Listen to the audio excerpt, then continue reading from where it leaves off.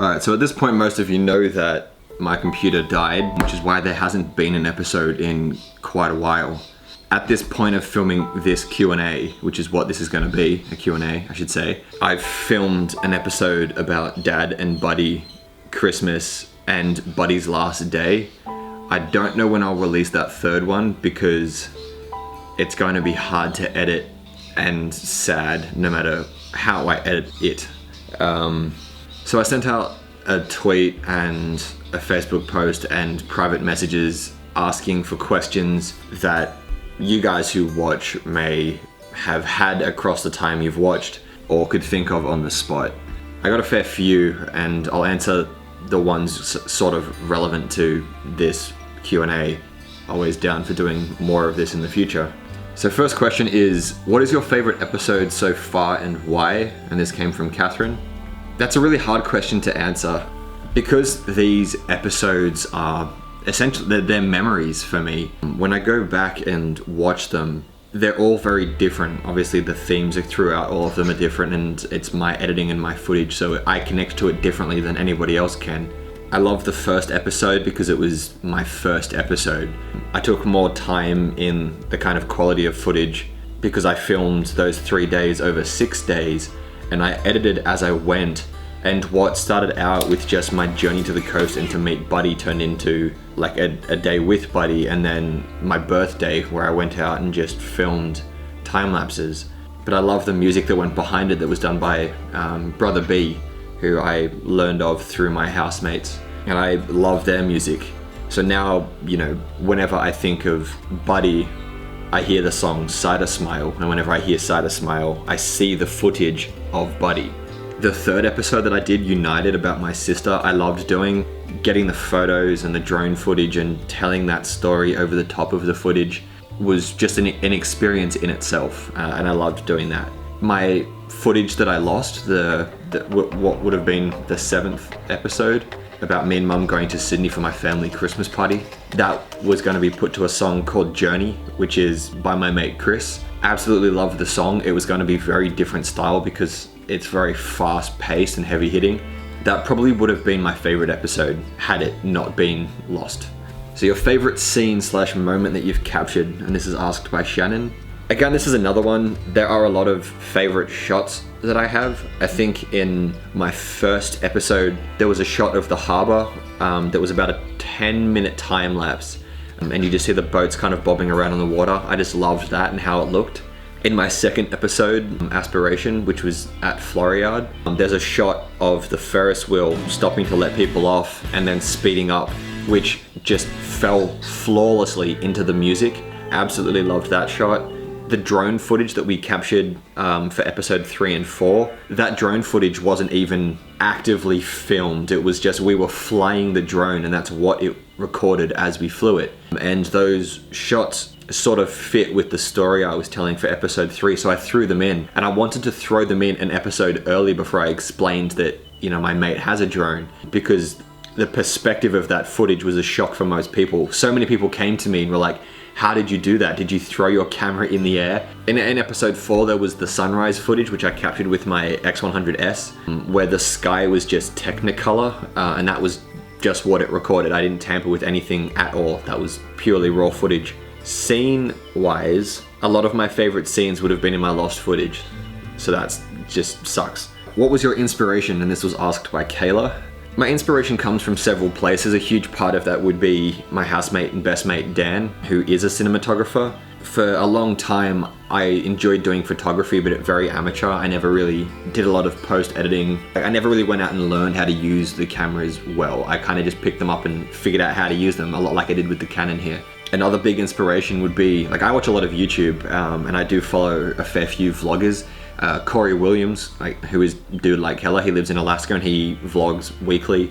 Casey Neistat, who's a big name now, he lives in New York and he vlogs daily and his quality is through the roof. He's an incredibly high energy guy. Like, I don't think anyone will ever match him. Like, obviously Charlie, probably the biggest inspiration. Before I even owned this camera, I knew that I had to own a camera and I had to start doing this. long before I had the camera and the software to start editing, I was essentially making these episodes and having these ideas in my head. And I talked about it in episode 2, Aspiration, where I said a lot of people kind of discouraged me buying this. You know, I don't regret buying it whatsoever. It's wanting to capture me as raw and as best I can and send these letters to you so that you can enjoy them. That was the driving factor. Do you find it hard to find enough interesting stuff to do so that you can film it? That was asked by Belinda. The honest answer is yes. I don't think anything that I do is interesting enough to film. It's more that I go out and I do these things, and having the camera encourages me to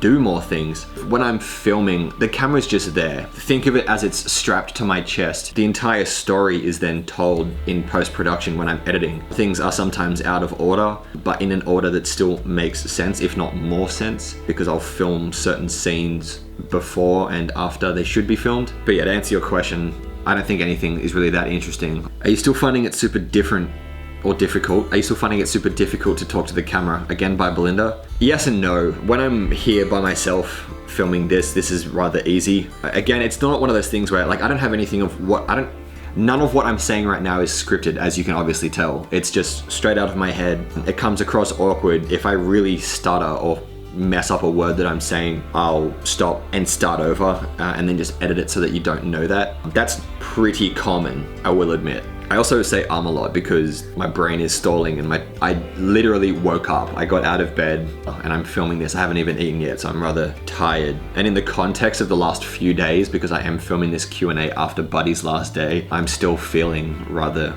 flat, really. When I go out and I've got my camera and I'm pointing it at me or I'm pointing it at somebody else and I'm talking to family or friends, it is very different. I'm finding it easier and easier to talk to the camera when I'm with family because they know what I'm doing and it's kind of accepted. It's still funny when I turn the camera on them. You know, as anybody would who's not really comfortable, most people will put on a persona to cope. And I would say that if you were to, you know, if I was in a busy crowd, I probably couldn't just talk to the camera like I am right now. Which is why when I'm in busy places, there's not a lot of me monologuing to the camera. It's just footage of what I'm seeing and then it'll snap to a scene like this where I'm talking to you. Do you also get slosh when making some of them? That was from Belinda. Coming from Belinda, I assume that slosh means shit. So do you get shit when making these episodes? Not really as of yet. That said, the people who are watching these episodes besides Charlie are really a lot of friends, family, and people that know me. And when I'm making them, I'm either by myself or with a close friend or family, and then the editing process is done alone. The feedback has been ultimately almost entirely positive. The only friend that's really said anything negative was my friend Jess, who said that in my first episode, when it was the first time I ever spoke to a camera, said that my talking to the camera felt scripted. And obviously that's pretty accurate. So no, so far it's all been pretty good. If I keep doing this and this becomes anything, I expect that I will cop shit. That's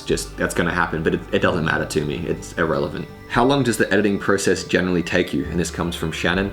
It depends how much footage I've got and how long the episode is what I want to be. That said, I might as well have no say over how long the episode is. When I get all of this footage and I go and sit down and I edit it and I want almost all of it to be in the final episode, it works out to be way longer than I ever planned. I think the shortest episode that I've edited, which was maybe like 4 minutes, still took me 10 hours. The longer episodes, which are 14 minutes or whatever, take me 30 hours. It also comes down to how finicky and fine the editing is, how many overlays and extras I put in, how hard I really try to fit the footage to the music. All of that just extends it. And then rendering, depending on the length of the episode, is an hour or so, and then uploading and everything. So a lot of effort goes into these. How many different cameras do you use? Again, from Shannon. Well, the one that I'm filming on right now is my Canon 70D DSLR. I also have a GoPro Hero 2. I did have a GoPro Hero 3, which I lost in my last week in America with all of my American footage. So me losing my computer with one episode was pretty bad. Losing my GoPro with like my entire American trip on it was the worst thing to go through. I've used my mate Alex's drone. If I wasn't having to rebuild my computer, I would have a drone now. And then obviously I use my phone. A huge part of that 4th or 5th episode, The Wanderer in Sydney, was done on my phone. Will you ever film yourself doing a massive trip? And this question comes from Alex. Absolutely. That's ultimately what I want to do. Like, for as long as I can remember, I've wanted to, buy a van and live in it and drive around Australia, hopefully sooner rather than later. And I already have the ideas of how I would film it in my head. I would probably release the episodes differently to Dear Charlie. They wouldn't be titled Dear Charlie. They would be kind of their own series. I would love to do that after I have graduated from uni doing my film stuff, just because the quality would be a lot better. And again, like if I ever travel, go to New Zealand again, or go to America or Canada or Europe or whatever, I will film it 100%, but those would most likely be Dear Charlie episodes. Cool, that's pretty much all of the questions that I wanted to answer today. So hopefully that was useful. I don't know what this will be received as because I've never done this before. And there's not gonna be a whole lot of editing. I'm essentially just gonna be cutting out me saying and hesitating between questions. I would love for the people watching to leave comments on YouTube. If you've got a YouTube account, leave comments, feedback, further questions, whatever it is. Would love to answer them and have that back and forth. Cool, yep. How do you end these things?